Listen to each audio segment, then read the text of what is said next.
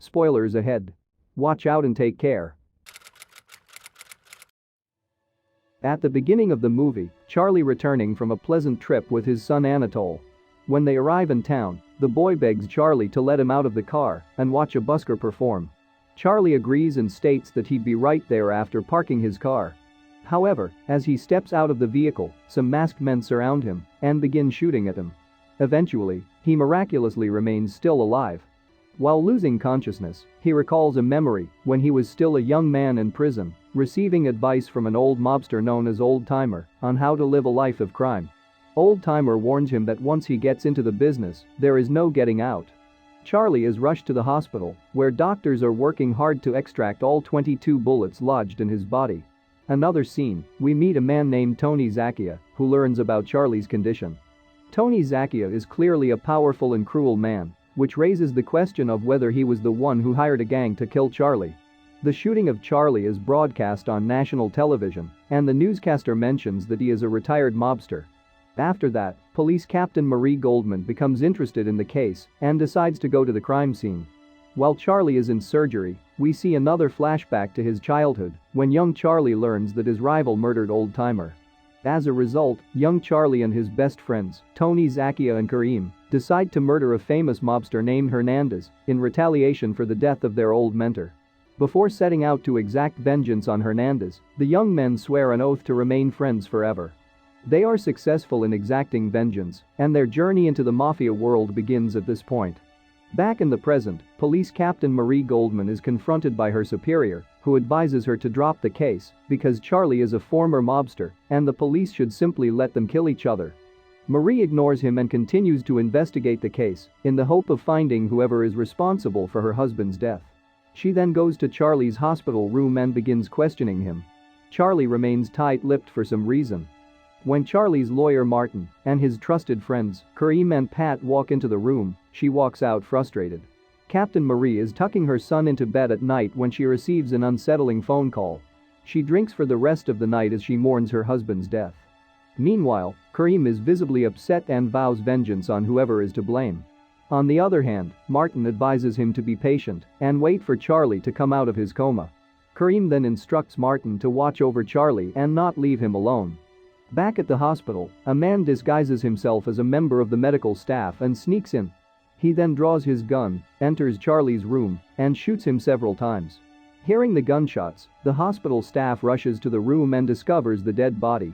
The patient, however, is not Charly, as Captain Marie had moved Charly to a different room prior to the shooting incident.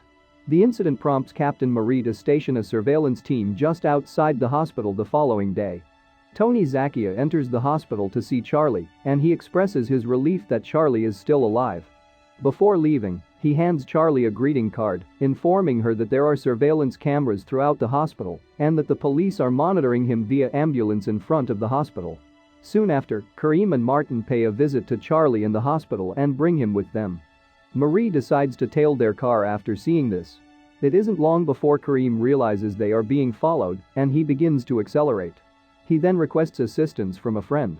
Kareem drives the car inside an old warehouse where one of Tony's men is tied to a chair now that Mary is no longer following them. He is visibly terrified to the point of pissing in his pants.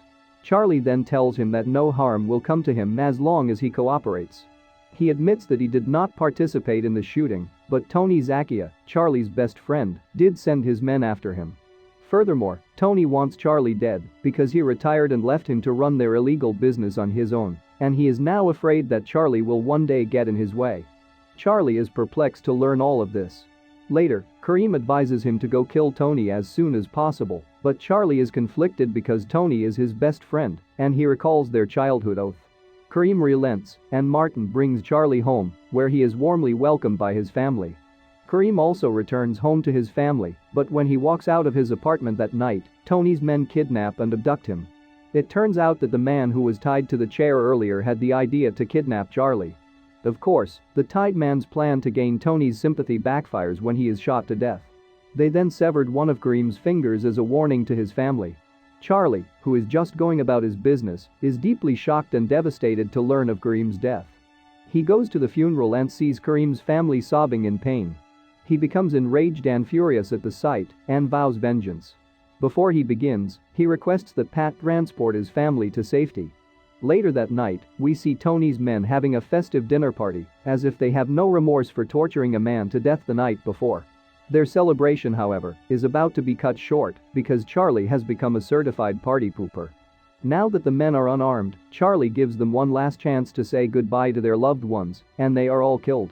He then shoots one of them, knowing for a fact that he is one of the men who shot him, because he recognizes the watch he wears on his wrist.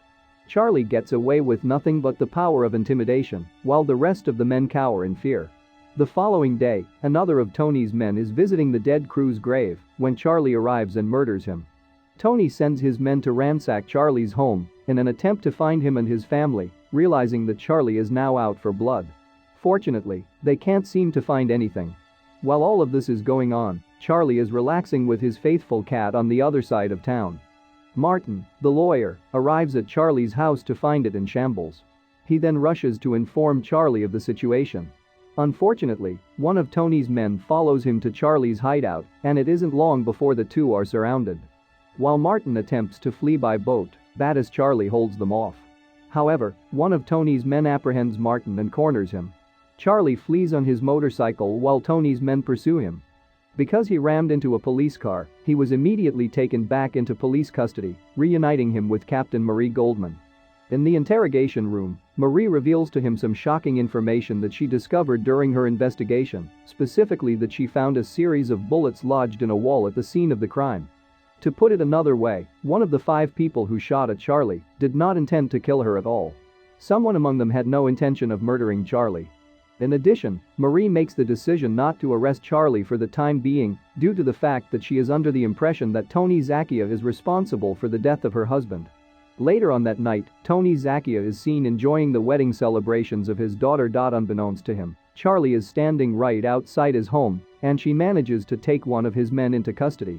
Before she kills him, Charly orders him to hand over all of the information he possesses concerning Tony Zacchia's current drug transactions. When Tony finds out what took place not too much longer after, he becomes enraged. He then leaves the party and heads to his drug lab, where he finally lets loose, saying, Tony has now lost his patience. He gives orders to his thugs to seize Charly, regardless of whether or not he is still alive. The following day, Pat picks up Anatoly and Eva from school so that they can spend the day with Charly. Up until the point where a van pulls up next to them, the day seems to be proceeding normally. Anatoly and Eva are taken captive by the men, and they flee the scene in their vehicle. After arriving at the scene, Marie discovers that it is already too late to help. It wasn't long after that when it came to light that the authorities had found Eva and taken her into custody. They are informed by Eva, who is bloodied and bruised, that Charly will be arrested if he does not turn little Anatoly over to the authorities. After some time has passed, as Captain Marie is leaving the precinct, Charly joins her in the car, completely by surprise. He asks her for help in fabricating a scenario in which Charly has been arrested so that Tony will give up looking for him and will be able to free his son. He is hoping that this will convince Tony to let his son go. Charly even offers to cooperate with the authorities in exchange for having his son returned to him. Marie agrees to help. When Tony finds out that Charly has been arrested, he becomes even more enraged than he already was. As soon as he realizes that it is pointless to try to save Anatoly's life at this point, he immediately orders one of his goons to kill him. This thug is unaware that Charly is following him on a motorcycle to the location where Anatoly is being held captive. Charly is heading in that direction.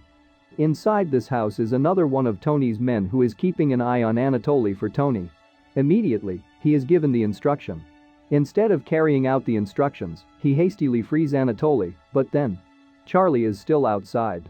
It would appear that he is caught in some kind of barbed wire and is making frantic efforts to free himself. Dragging Anatoly outside, the thug forces him into the trunk of the car and then begins to drive away. Just as this is about to take place, Charly is able to knock him out of the way and drag Anatoly away. When Charly finally gets back to his house, he tells his wife that they are no longer required to remain hidden because he has successfully taken out all of Tony's thugs. The following day, Tony lounges around in his home when Charly comes to visit. In spite of everything that has taken place, it seems as though Charly is willing to put everything in the past for the sake of their friendship. Despite Charly's desire to avoid killing Tony, who has become power-hungry, is intent on getting rid of Charly as soon as possible. Tony holds him to the ground and aims a gun at him while he's there. Charly takes advantage of the moment when Tony is taken aback and gains the upper hand in their competition. Tony is taken into custody by the authorities just in the nick of time for running a drug ring. It has come to light that Charly provided assistance to Captain Marie in her pursuit of adequate evidence to demonstrate Tony's guilt in the drug trafficking crime. When Charly is later questioned by the police, it turns out that the cops are unable to find any evidence proving his involvement in any drug trade, so they are forced to release him. Martin greets him outside the precinct, and he immediately requests that Martin take them to the parking lot where he was shot.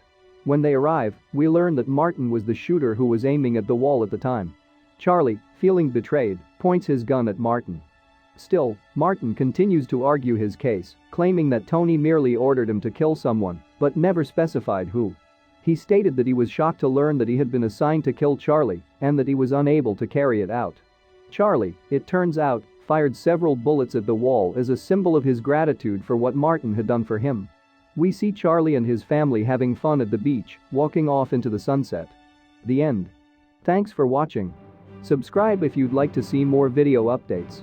Turn on the notifications and leave a like to help the channel.